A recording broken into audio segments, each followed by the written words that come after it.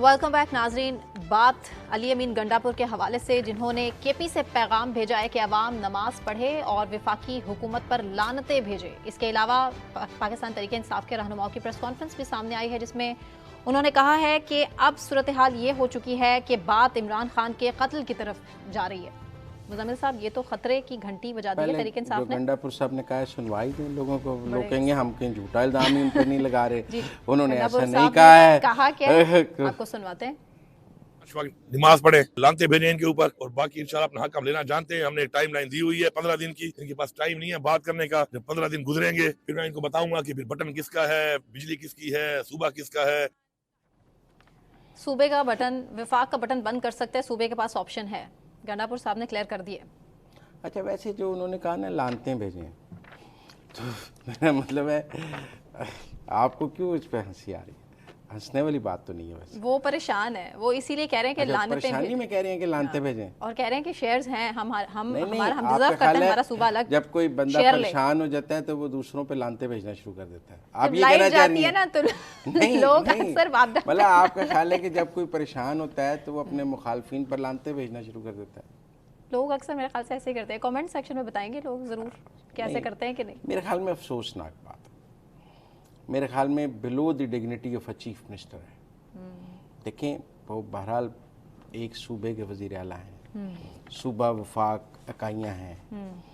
मतलब ऐसा तो नहीं हो सकता कि मेरा मतलब है वो कहें कि जी गालम गलूच की सियासत के हवाले से मुझे तहरीक इंसाफ पर हमेशा से एतराज़ रहा है कि लूज टॉक करना, गालम। अच्छा, हुआ क्या है? जवाब में भी फिर गालियां देनी पड़ती हैं, क्योंकि गालम गलूच का जवाब वैसे तो वो ये है ना कि कोई एक थप्पड़ मारे तो आप गाल दूसरा आगे कर दें। वो तो लेकिन सियासत में ऐसा नहीं होता। स्टेटमेंट है। सियासत में तो ऐसा नहीं होता। सियासत में तो थप्पड़ का जवाब थप्पड़, गाली का जवाब गाली से देना पड़ता है। अब सूरत हाल ये है कि मतलब मुझे यकीन अफसोस है कि एक सूबे का वजीर आला मतलब वो कह रहे हैं कि आप नमाज पढ़ें और वफाक पे लानतें भेजनी शुरू कर दें। मतलब आप मुक्ति बानी ना बने इस मुल्क में। मेरा मतलब है आप क्या टीटीपी बनना चाहते हैं? आपको अलहदगी पसंद तहरीक बनाना चाहते हैं केपी के अंदर? आपको उसे पाकिस्तान से अलग करने की साजिश करना चाहते हैं? आप क्यों, मेरा मतलब है वफाक और सूबे की लड़ाई, देखिए इस मुल्क में वफाक और सूबों की लड़ाई होती रही है। बेनज़ीर और नवाज शरीफ की भी रही है, मुराद अली शाह और इमरान खान की भी रही है। ऐसी बात नहीं है। लेकिन आप ये बताएं कि मुराद अली शाह ने जब इमरान खान जाते थे कराची, मुराद अली शाह को नहीं मिलते थे, उनको किसी इजलास में भी नहीं बुलाया जाता था। आप बताएं मुराद अली शाह ने कभी कहा कि वफाक पे लानते भेजें? नहीं कहा ना। एक सूबा और मरकज़ के दरमियान अगर इख्तलाफ हो, महाजराई हो, वो भी आइन, कानून और अखलाकियात के दायरे में होनी चाहिए। किस बेस पे कह रहे हैं गंडापुर? बड़े कॉन्फिडेंट हैं और बजट भी पेश कर दिया। किस बेस पे कह रहे हैं? हाँ, नहीं बजट भी पेश कर दिया। लानते भेजना तो अपनी अखलाकी तरबियत पे कह रहे हैं ना। मुझे अफसोस के साथ कहना पड़ता है, लानते भेजना तो वो शो कर रहा है कि वो कैसी गुफ्तगू करते हैं और क्या। अच्छा, तहरीक इंसाफ वाले इस बात का भी क्लेम करते हैं कि नून लीग और पीपल्स पार्टी भी कोई दूध के धुले नहीं है। इस तरह की गालम गलोच की सियासत वो भी माजी में करते रहे हैं और एक दूसरे को सड़कों पर घसीटने की बातें भी करते रहे हैं। लेकिन वक्ती तौर पर वो स्टेटमेंट्स हुआ करती थी, उसके बाद देखा है कि मिल बैठकर सियासत आगे बढ़ाते हैं। स्टेटमेंट है ये जैसे यहूदी एजेंट वक्ती स्टेटमेंट थी, वापस ले लिए अल्फाज, तो कोई पता नहीं सियासत में ये भी कहते हैं कि जी ये भी हमारे। मैं आपको बताऊं, बतौर सियासतदान देना और बतौर किसी वजीर आला या वजीर आजम देना एक फ़र्क है। अच्छा, हाँ, लेकिन अब वो इस वक्त एक सूबे को हेड कर रहे हैं जिसका वफाक से एक ताल्लुक है और उन्हें जैसे वो कह रहे हैं, मतलब मैं आपको, आप समझती हैं कि वो जाकर डैम पे बिजली बंद कर सकते हैं? क्या करेंगे? पुलिस लेके चले जाएंगे? मानती, लेकिन फिर उन्होंने इतनी बड़ी स्टेटमेंट दे दी है। नहीं, आपका ख्याल है वो क्या करेंगे? हम केपी में सरमायाकार लेकर आएंगे। वो जरूर लेके आए, हम तो उनके साथ हैं। वो केपी में से हर सुबाई बजट पेश कर दिया विफाक से पहले। नहीं, उस पर बाद में बात करते हैं। मैं ये कह रहा हूँ कि क्या ये मुमकिन है कि सूबे का वजीर आला जाकर बिजली का बटन बंद कर देगा तो बिजली बंद हो जाएगी? इस मुल्क में कोई निज़ाम नहीं है, रियासत कोई चीज़ नहीं है। वो घर से निकलेगा, अपने साथ 10 पुलिस वाले लेगा, जाके तरबेला का बटन ऑफ कर देगा, गाजी बरोथा का बटन ऑफ कर देगा, कहेगा आज से बिजली बंद है और रियासत तमाशा देख रही होगी। विफाक फिलहाल फैसिलिटेट करेगी जो कह रहे हैं कि डिमांड्स पूरी करेगी। नहीं, रियासत तमाशा मतलब वो घर से निकलेंगे और कर लेंगे, बीच में रियासत का कोई इदारा नहीं आएगा। मैं तड़ियां लगा रहे हैं। आप मेरी, अगर कोई सूबे का वजीर आला ये करने लगेगा तो हुकूमत पाकिस्तान क्या कर सकती है? तो गिरफ्तार कर सकती, पहले भी कोशिश की गई थी। नहीं, गिरफ्तारी पहले तो नहीं और हुई। बात थी, तो गद्दारी का मुकदमा है मेरे नज़दीक। अगर वो ऐसा करेंगे तो ये रियासत से गद्दारी की बात है। आप वफाक को तोड़ने की बात करते हैं, आप वफाक की इकाई के होते हुए वफाक आजाद कश्मीर के मुतालबात मान लिए ना वफाक ने, तो अब ये आज़ाद- यहाँ भी थोड़ा सा देखें, फ्लेक्सिबिलिटी आप शो कर दें। पाकिस्तान का आइन पढ़ें, आज़ाद कश्मीर और केपी की सूरत हाल में फ़र्क है। केपी पाकिस्तान बहुत का फर्क है। इंटेग्रल पार्ट है, आज़ाद कश्मीर एक खुद मुख्तार रियासत है। उनकी अपनी हुकूमत है, अपना वज़ीर आज़म, अपना सदर, अपनी पुलिस, अपना लॉ एंड ऑर्डर, अपना टैक्स का निज़ाम, अपना सब कुछ है। हमारे पास सिर्फ उनकी फॉरेन पॉलिसी और डिफेंस है। केपी की ये पोजीशन नहीं है, लेकिन फ्यूल केपी एडजस्टमेंट की मद पाकिस्तान का में भी हिस्सा है। वो ये कहते हैं कि फ्यूल एडजस्टमेंट की मद में भी जो हम बिल मैं दे ये रहे हैं कह हम वो भी रहा ना हूँ दें। कि आज़ाद कश्मीर में 3 रुपए का बिजली का यूनिट है, केपी में दिया जा सकता है? नहीं हो सकता, ऑब्वियसली वो नहीं नहीं हो हो सकता। सकता ना। आप गलत मुआवजा ना करें। अगर उनका ये ख्याल है कि वो आज़ाद कश्मीर की तरह कोई बलवा केपी में कराना चाहते हैं वफाक के खिलाफ, तो ये कोई अच्छी सोच तो नहीं है। आप इसको बड़ी अच्छी सोच वो समझ कह रहे हैं रहे हम अपने तर्ज पर ये चलाएंगे। पाकिस्तान के लिए बड़े अच्छा काम करेंगे, वो मेरा मतलब वो कह रहे हैं अगर उन्हें हमारी जरूरत नहीं है ना तो हमें भी उनकी जरूरत नहीं नहीं, है। उन्होंने सूबे कब के कहा है शेयर्स कि- लेने पर कोई समझौता नहीं होगा, अपने हिसाब से चलाएंगे अब सूबे को। अपने हिसाब से नहीं चला सकते, आइन और कानून के तहत चला सकते हैं। पहली बात यह है कि वो कोई बादशाह नहीं है केपी के तख्त पर बैठे हुए कि वो वो कह रहे हैं अपने हिसाब 45 से से चलाएंगे। जीत कर आए हैं। नहीं, बेशक एक आइन और कानून के तहत चलाएंगे। वो बादशाह केपी नहीं है कि अपनी मर्जी और अपने हिसाब से चलाएंगे। उन्होंने एक आइन और कानून के ताबे उस सूबे को चलाना है। चले अभी 15 दिन का अल्टीमेटम उन्होंने दिया है, टाइम है। हाँ, लेकिन विफाक का बजट अभी तक सामने नहीं आया और सूबे का बजट सामने आ गया है। कह रहे हैं कि इन्वेस्टमेंट भी है हमारे पास भारी, हम तो किसी के मोहताज ही नहीं है। ये क्या कर रहे हैं? आज तक किसी सूबे ने वफाक से पहले बजट नहीं पेश किया। ये क्या हो? अच्छा, सूबों और मरकज के दरमियान मुहाजरा ही रही है, लेकिन कभी किसी सूबे ने इस डिसिप्लिन को वायलेट नहीं किया। पैसे कहाँ से आए? नहीं, देखें, वो तो एनएफसी के तहत सूबे को देने ही देने होते हैं, पर फिर भी पहला बजट वफाक पेश करता है, फिर उसके बाद सूबे बजट पेश करते हैं। यही रिवायत है, यही माशी डिसिप्लिन है मुल्क का। उनकी जंगी विफाक इकोनॉमिक से डिसिप्लिन जो है ना मुल्क का। देखिए, अभी आईएमएफ से डील होनी है, हाँ जी। अभी हमने आईएमएफ से रिस्ट्रक्चर टैक्स महसूलात पर बात होनी है, अभी और रिस्ट्रक्चरिंग होनी है। जो भी वादे हुकूमत पाकिस्तान करेगी, केपी हुकूमत उसकी पाबंद है अपने बजट में वैसा करने की। आप वफाक से पहले बजट दे ही नहीं सकते, क्योंकि वफाक बजट की सिमत तय करता है। सही। तो मेरे ख्याल में जैसे ये बयान है कि लानते भेजें, वैसे पहले बजट भेज देना भी एक जो है बगावत की ही निशानी है कि आप खुद को पाकिस्तान के डिसिप्लिन में नहीं समझ रहे, आप खुद को पाकिस्तान की एक इकाई नहीं समझ रहे, और आप समझ रहे हैं आप अलग कोई खुद मुख्तार रियासत हैं। तो आप अलग खुद मुख्तार रियासत तो नहीं है। चले वक्त बताएगा आपके ये किस तरह विफाक टैकल करता है इस सूबे को, और अली अमीन गंडापुर नहीं, को फिलहाल इस तरह तो वो- मैं समझता हूँ उन्हें होश लेना चाहिए। अगर आप कहें कि वफाक टैकल करेगा तो फिर तो लड़ाई बढ़ेगी ना। विफाक हमारी पहली तवक्को तो गंडापुर साहब से होनी चाहिए कि उन्हें अकल आ जाए, कि पहली तवक्को वफाकी हुकूमत से होनी चाहिए कि वो एक्शन ले ले। पहली जो तवक्को तो रिश्वत लेगा गंडापुर उसका से- सर फाड़ देंगे, हाँ? जो रिश्वत लेगा उसका सर फाड़ देंगे। ये स्टेटमेंट्स इस तरह की तो फिर अली अमीन गंडापुर की तरफ से जब आती हैं तो फिर जाहिर है फिर नहीं फाड़ मेरे सकते वो बहस किसी भी का रहती सर। हैं ये सारी देखिए, चीजें। अगर कोई रिश्वत लेता पकड़ा नहीं, जाए अच्छी तो बात उस तो पर नहीं पर्चा है दर्ज रिश्वत कर ले। सकते हैं, चले वो टाइम जो उसको कि शॉर्ट जेल है भेज मुजम्मिल सकते हैं, साहब। सर नहीं फाड़ सकते। अच्छा, प्रेस कॉन्फ्रेंस भी जो तहरीक इंसाफ के सामने आई है, केपी में बैठकर ये तमाम लोग बात कर रहे हैं और कह रहे हैं KP कि हाउस में। जी, और ये कह रहे हैं कि जी जिस तरह से इस्लामाबाद में हमला हुआ, दफ्तर गिराया गया, पंजाब में पहले कोई दफ्तर नहीं है, मजीद फाशिज्म जो है वो बर्दाश्त नहीं की जाएगी। 2 साल से बड़ा बर्दाश्त कर लिया और अब बात इमरान खान के कत्ल तक जा पहुंची है। कितनी अच्छा, सदाकत? वैसे मैं दफ्तर में अगर कोई नाजायज तजावजात थी, वो कह रहे हैं 2019 से नोटिस दिए जा रहे थे, और अगर आपने 2 मंजिलें बगैर इजाज़त के बनाई हुई थी तो एक सियासी जमात को गैर कानूनी काम नहीं करना चाहिए। ये एक ही सियासी जमात एक आजकल टारगेट पे है मुजम्मिल अच्छा, साहब, एक बाकी सियासी जमातों के साथ कुछ नजर नहीं आता। बाकियों के दफातर बता देना, आप किसी ने ऐसे दफातर बनाए हो। आप मेरी बात सुनो, अब मैं बताता हूँ आपको। इमरान खान के दौर में नवाज शरीफ के घर बुलडोजर बेच के घर गिराया गया 2019 में। घर जी, कितना? देखें, जब आप पूरा तो उनके सेक्रेटरी दीवारें गिराई, चीजें दीवारें गिराई, गिराई, हाँ। दरवाजे गिराए, ये तो आप पूरा दफ्तर गिरा दिया ना। एक मेरी बात दफ्तर में सुनो। क्या था? इसहाक डार के घर आपने कुत्ते सुला दिए। आप मेरी बात सुनिए, वो तो नीलाम कर दिया था ना। अगर खोखरों के घर आपने बुलडोजर भेज दिए, मुस्लिम लीग नून के कई रहनुमाओं के तो डेरे इसका मतलब आपने है ये गिरा बदला दिए। बदला ले रही है हुकूमत। नहीं, मैं ये कह रहा हूँ, देखें, फिर लोग कहते हैं बदला नहीं है, मुकाफात अमल है। आप फर्क समझे, बदला नहीं है। ऐसे ही नहीं बुजुर्ग कह गए कि जो बीजेंगे वही काटेंगे, as you sow shall you reap. सवाल ये है कि ये रस्म आपने जो शुरू की, वो रस्म देखे ना, उसके बाद इदारों को कल आपने इदारों को भेजा कि जाके नवाज शरीफ का घर गिरा दें, साग डार के घर पे कब्जा कर लें, खोखरों का गेट गिरा दें, जवेद लतीफ़ का घर गिरा दें, राना सनाउल्लाह के घर पे बुलडोज़र चला दें। आज आपकी अपनी बारी आ गई तो आप रो क्यों रहे हैं? बारी नहीं आनी थी आपकी, आप दूध के दूल्हे हैं, आप मुकद्दस गाय हैं कि आपकी बारी आनी नहीं थी, आप ही कर सकते हैं, आपके साथ नहीं हो सकता।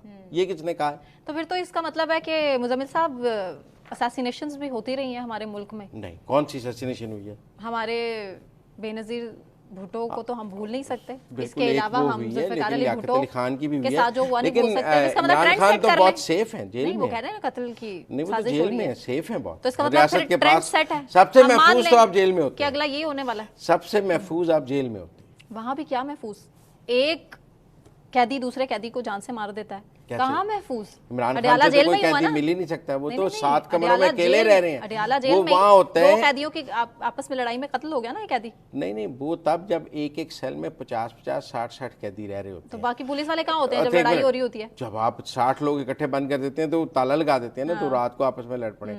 खान साहब तो 7 कमरों में अकेले रह रहे हैं यार। 7 कमरे हैं, 7 कमरे का तो घर पाकिस्तान में 80% लोगों के पास नहीं अच्छा, है। 7 कमरों में एक्सेस है उनकी, जा सकते हैं 7 कमरों में एक्सेस है। एक में एक्सरसाइज मशीन है, एक में स्टडी है, 7 कमरे हैं, वॉक करते हैं वहाँ, वो वॉक का एरिया है, सब कुछ है, मर्जी का खाना खा सकते हैं। मर्जी का खाना तो नवाज शरीफ साहब ही खाते थे, ये तो ना करें तो ना। पर बानी पीटीआई इतराज करते थे ना। मैं वो AC क्लिप उतरवा आपको दूंगा। सुनवाना नहीं चाहता, AC उतरवा मैं वो दूंगा। क्लिप आपको सुनवाना नहीं चाहता। आपकी दिल आजारी होगी, मेरी कि क्यों? आपकी दिल आजारी होगी कि मेरा मतलब है कि ये अगर घर से खाना खाएंगे तो जेल जाना। कि ना सहूलत ऐसी की होनी चाहिए, ना ही वहाँ पर खाना बानी कैसे होना पीटीआई का चाहिए, ये उनकी स्टेटमेंट थी ना। हाँ जी, तो वो कह रहे हैं ना, वो तो खुद कहते हैं कि मैं तो नहीं चाह रहा। अच्छा, पहले उन्होंने कहा एक्सरसाइज कि मशीन चाहिए पहले थी बस। बुशरा बीबी ने कहा कि मुझे हार्पिक के 3 कतरे दिए, नहीं दिए। सारे टेस्ट हुए, क्लियर आए। अब मेरी बात समझिए, उन्होंने अपने सारे टेस्ट करा लिए, कुछ नहीं आया ना। देखिए, मैं समझता हूँ कि हर 15 दिन महीने बाद एक वफाकी हुकूमत को दबाव में लाने के लिए ये एक किया जाता है। अब देखें ना, उन्होंने कहा कत्ल की साजिश है, तो उस्मा बुखारी ने आज क्या कहा है वो शॉर्ट जरा सुनवा देना। जो आज के पंजाब की काबीना ने भी एक्शन अडियाला जेल में जो मुलाकातें हुई हैं उस पर चले हमारे पास जी, उस्मा उस्मा बुखारी साहबा जो कह रही हैं कि पाबंदियां किस पर लगेंगी, तहकीकात किसकी होगी, उस हवाले से आपको सुनवाते हैं। कैबिनेट ने उनके खिलाफ जो है प्रोसीडिंग्स को शुरू करने की मंजूरी दी है। अब ये महकमा दाखिला और ये तमाम लोग जो है वो बैठकर इसके ऊपर पटिशन जो है वो एप्लीकेशन जो है वो कौन सी होगी, किन दफात के तहत होगी, उसके अंदर क्या कहा जाएगा, ये इंशाल्लाह जैसे ही ये फॉर्मुलेट हो जाएगी तो आपको बता दूंगी। पहले मुश्किलात कम है कितना अहम मामला है कि पंजाब काबीना के इजलास में डिस्कस हुआ है। हाँ जी, कि बानी पीटीआई के जो मुलाकातों के बाद गुफ्तगू होती है और वो रियासती इदारों के खिलाफ, तो उसके ऊपर कैसे मैंने एक और मुकदमा बानी तो पीटीआई हुकूमत इतना सीरियस क्यों लेती है बानी पीटीआई को? ना ले, नहीं लेना चाहिए, नहीं लेना चाहिए। वो तो कहते हैं कि मुल्क आगे बढ़ रहा है, तरक्की कर रहा है मुल्क, बिल्कुल ठीक है नहीं, मशहद। तो अगर मुल्क आगे लेकिन बढ़ हर रहा चीज में बानी पीटीआई क्यों? अगर मुल्क आगे बढ़ रहा हो तो किसी को कानून तोड़ने की खुली इजाजत दे देनी चाहिए कि चूंकि मुल्क आगे बढ़ रहा है लिहाजा आपको कानून तोड़ने की, रियासती इदारों को गालियां देने की, झूठे इल्जाम लगाने की खुली इजाजत है, क्योंकि मुल्क आगे बढ़ रहा है तो कानून खत्म कर दें। ऑपोजिशन तो यही करती है ना। आपकी ये दलील है कि चूंकि मुल्क आगे बढ़ रहा है लिहाजा उन्हें गैर कानूनी काम करने की खुली इजाजत दे दी जाए। नहीं, मेरा ये स्टांस नहीं है, आपका यही स्टांस है। यही करती नहीं नहीं नहीं, आपका ये स्टांस है, आपने मौक़िफ़ दिया। नहीं, मुज़म्मिल साहब, खान साहब की हुकूमत में यहाँ पर महंगाई मार्च शुरू नहीं हुआ था, बिलावल साहब ने नहीं किया था, महंगाई मार्च नवाज ने नहीं किया था। देखिए, महंगाई मार्च हुआ और खत्म हो गया। ये मैंडेट चोरी के खिलाफ आवाज उठा रहे हैं। किसी ने 129 दिन के लिए मुल्क मफलूज नहीं किया, किसी ने कोई गमला नहीं तोड़ा, किसी ने किसी का सर नहीं फाड़ा, किसी ने कोर कमांडर हाउस को आग नहीं लगाई। वो आप मेरी बात समझे, फर्क करें ना दोनों चीजों में। लेकिन बहरहाल मैं समझता हूँ कि ये को हालात अच्छी तरफ नहीं जा रहे, हम इसको पॉजिटिव नहीं समझते, नहीं समझ सकते। अगर जाहिर है, अगर वो इतनी बड़ी बात कर रहे हैं कि बात की स्टेटमेंट भी पॉजिटिव नहीं है और ये भी इल्जामात भी पॉजिटिव नहीं है, ये दोनों चीजें ठीक नहीं है। और अल्लाह गंडापुर साहब को हिदायत दे, वो पाकिस्तान के लिए मुस्बत हो, वो पाकिस्तान को कमजोर करने का बायस ना बने, अल्लाह उनको हिदायत दे, यही कहा जा सकता है। और सियासतदानों की जिंदगियां महफूज रहें। मुझे साहब ब्रेक ले लेते हैं पहले। ब्रेक से वापस आने के बाद यूएई की जानिब से जो $10 अरब की सरमायाकारी का ऐलान किया गया है, इस पर बात होगी और साथ ही साथ बात होगी SIFC के खिलाफ PTI की सोशल मीडिया मुहिम शुरू हो चुकी है, इस पर भी बात, लेकिन एक ब्रेक के बाद हमारे साथ रहिए।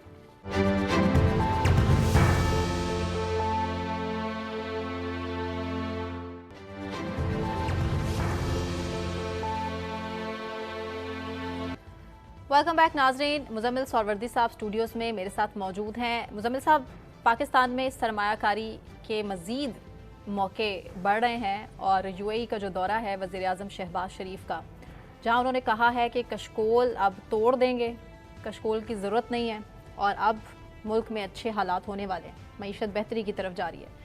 10 अरब डॉलर की इन्वेस्टमेंट है, लेकिन अभी तक मिला कुछ नहीं, हाथ में कुछ नहीं है। मतलब आप समझती हैं कि उन्होंने 10 बिलियन डॉलर एक बैग में रखा हुआ था कि जो ही वज़ीर आज़म शहबाज शरीफ आएंगे तो ये बैग उनके हवाले कर देंगे? नहीं नहीं, वो यहाँ पहुँचा दें बखैर व आफियत, ये बहुत ज़रूरी है।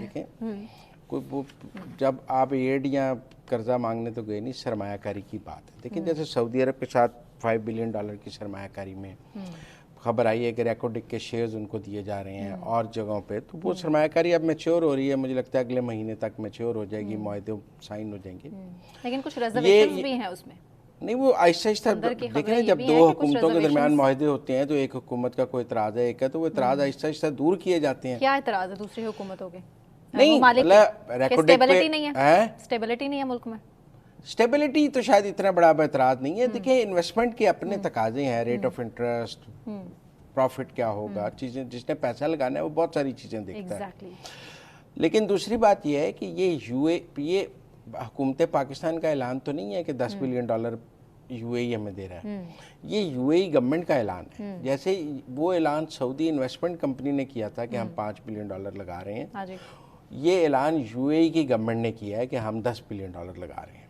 पहली बात तो ये फ़र्क समझिए, ये कोई हुकूमत पाकिस्तान का दावा नहीं है। नहीं, लेकिन कोशिश तो कर रही है ना हुकूमत पाकिस्तान, यकीनन कर रही है। लेकिन जब देखें, पैसा आपने लगाना है, आपका कहना इंपॉर्टेंट है या मेरा कहना इंपॉर्टेंट है? और उसने जब मैंने पैसा लगाना तो फिर मैंने बहुत कुछ देखना है कि बहुत कुछ देखना है, और उसके लिए काम हो रहा है, डॉलर का रेट क्या है, रुपए का रेट, उसके लिए काम हो रहा है। ठीक है ना?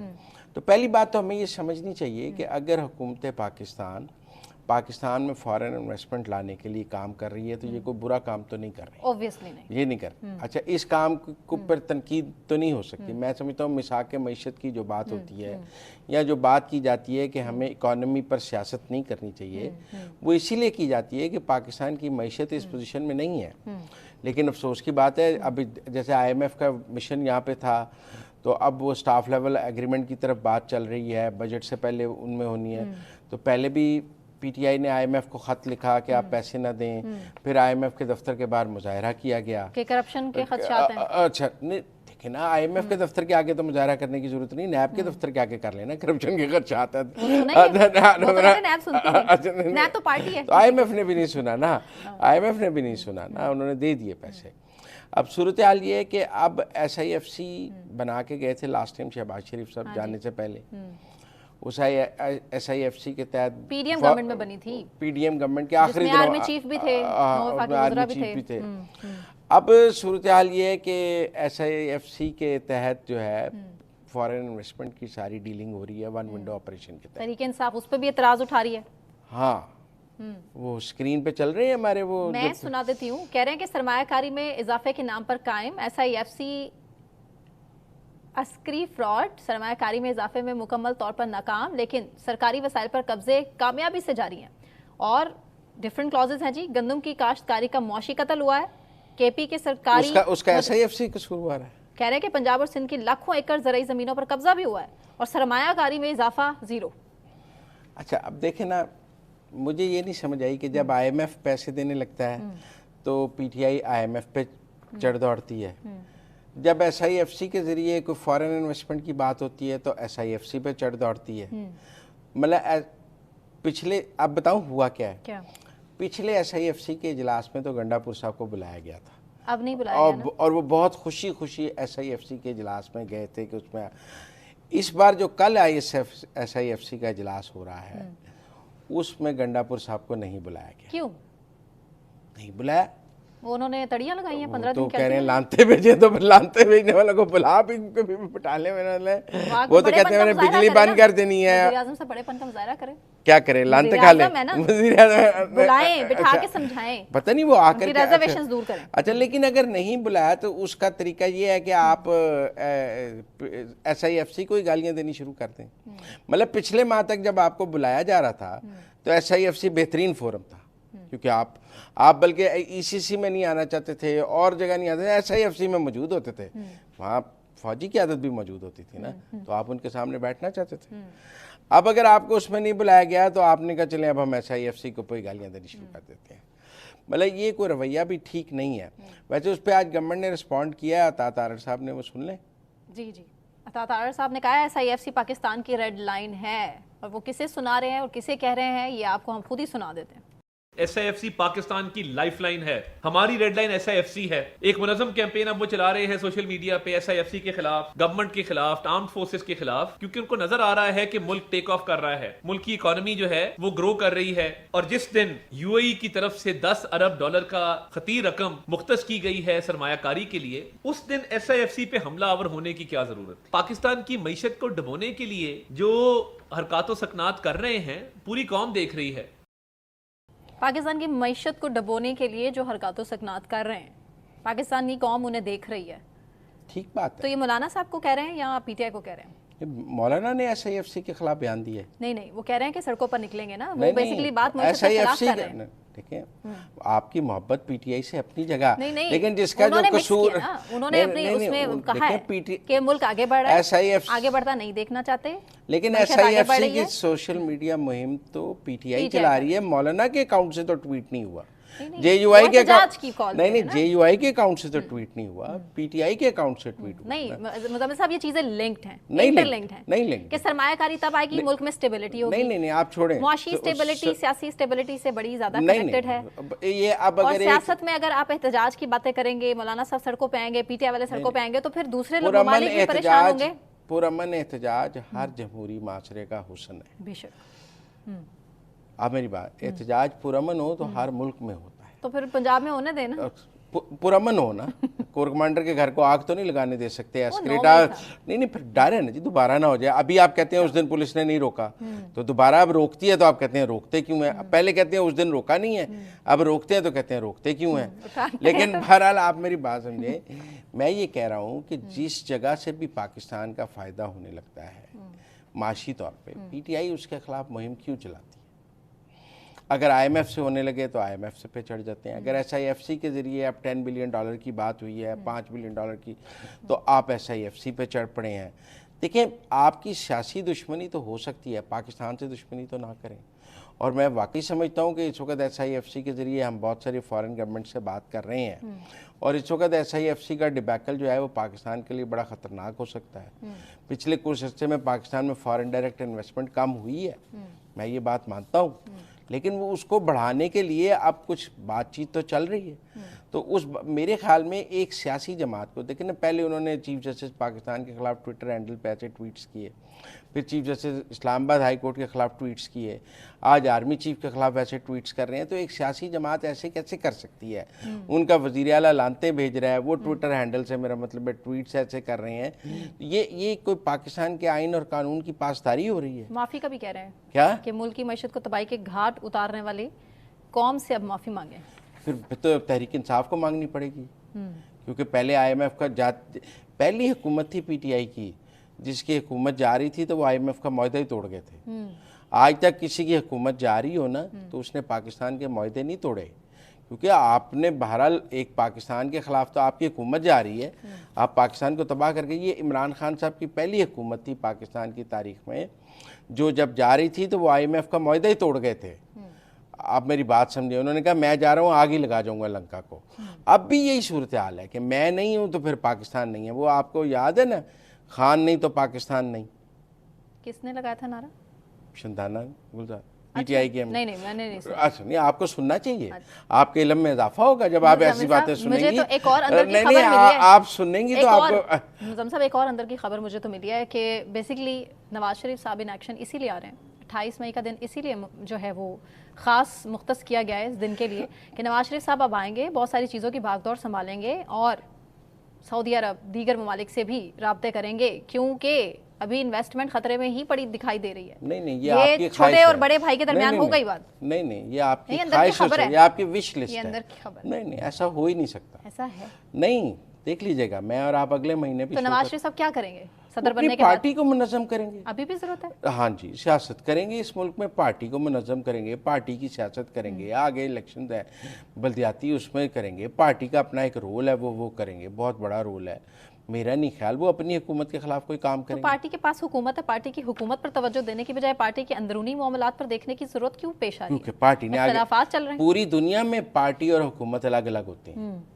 लेकिन आप- अभी तो आपने मसला चूंकि- तो हुकूमत का है ना। नहीं, अभी तो मसला आवाम का है। नहीं, सबसे पूरी main दुनिया priority में पे तो वही है ना। सियासी जमात का स्ट्रक्चर और गवर्नमेंट का स्ट्रक्चर अलग-अलग रखा जाता है। जब साहब नवाज शरीफ साहब ने आने से पहले आपको याद होगा और आने के बाद भी कहा था कि सऊदी अरब ने भी यकीन दहानियां कराई हैं और इसके अलावा चाइना ने भी श्योरिटीज दी हैं कि ये नवाज शरीफ साहब अगर वज़ीर आज़म पाकिस्तान के बन जाते हैं तो हालात मुल्क के फौरी तौर पर नहीं, आज ML1 पे चाइना के साथ CPEC के फेज 2 पर एहसन इकबाल साहब की और चाइनीज की मीटिंग हुई है, वो लाइव चली है टीवी जाना भी है वज़ीर आज़म पे। 5.6 बिलियन डॉलर की, इससे पहले इसहाक डार साहब भी चाइना होके आए हैं और अब चाइना विजिट है इसके बाद प्राइम मिनिस्टर का, जिसकी चीज़ें मैच्योर हो रही हैं। एक विजिट इसहाक डार साहब का हो गया है, आज उसकी फॉलोअप में एहसन इकबाल साहब की मीटिंग हो गई है और मुझे लगता है CPEC से भी एक पैकेज आएगा, UAE से भी आ रहा है, सऊदी अरब से भी आ रहा है। देखिए, हथेली पे सरसों नहीं जम सकता।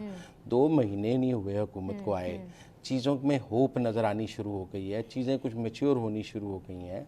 हुकूमत 5 साल के लिए ठहर चुकी है। हुकूमत 5 साल के लिए परेशानी यही है। मोहसिन नकवी PTI को ये परेशानी यही है कि उनको लग रहा है कि हुकूमत के पाँव जम गए हैं। अच्छा। हुकूमत संभल गई है, इसलिए एहतजाज अगर ना गिराई, अगर ना किया तो हमारे हाथ से ज़मीन निकल जाएगी। वरना महीना डेढ़ पहले ये बहुत सुकून में थे, इनका ख्याल था ये हुकूमत परफॉर्म ही नहीं कर सकेगी, पर शहबाज शरीफ ने 2 महीने में ही बाजी उलट दी है। आप समझें, 2 माह में ही आप देखें सऊदी अरब की इन्वेस्टमेंट मैच्योर होने के करीब है, UAE से ऐलान आ गया है, चाइना से बात हो रही है, IMF से एक किस्त 1.25 बिलियन डॉलर की आ चुकी है, अगले 6 बिलियन के लिए मुज़ाकरात फाइनल हो रहे हैं। आप होती नजर आ रही है, मोहसिन नकवी साहब से वज़ारत जाती नजर आ रही है? नहीं जाती नजर आ रही है, आपको आ रही है, मुझे नहीं आ रही। सनाउल्लाह साहब कह रहे हैं कि नहीं, मुझे नहीं आ रही, ऑर्डर्स आ गए हैं, मुझे नहीं आ रही। आपकी बहुत सारी खबरें गलत हैं। अच्छा? आप ना PTI के सोशल मीडिया को बहुत ज्यादा फॉलो करती हैं, वहां से पढ़ के ना आप मेरे साथ खबरें डिस्कस करने लग जाती हैं। दुबई लीक्स के बाद की सूरत हाल है, दुबई लीक्स के बाद की सूरत हाल है। नहीं, कि बहुत से लोगों से खाइफ हैं। कोई किसी से खाइफ नहीं है। अच्छा? सिर्फ PTI हुकूमत की कारकर्दगी से खाइफ है और उनके ख्याल में अगर ये ऐसे ही चलता रहा तो कारकर्दगी तो नजर आ रही है। बिजली दोबारा महंगी होने जा रही है, कोई बात नहीं, गैस फिर बढ़ने जा रही है और महंगाई कम हुई है, 15% 15% महंगाई कम हुई है। और अगर आप बिजली चोरी पे अगर बलूचिस्तान में 96% बिजली चोरी ना हो और KP में 80% बिजली चोरी ना हो, वो कह रहे टाइम खत्म हो गया, बाकी कल कर लेंगे जरूर, लेकिन इस पे कंटिन्यू करेंगे। मुझे सना कहवान को मुजम्मिल सरवर्दी साहब को इजाजत दीजिए, अपना बहुत ख्याल रखिए। अल्लाह हाफ़िज़।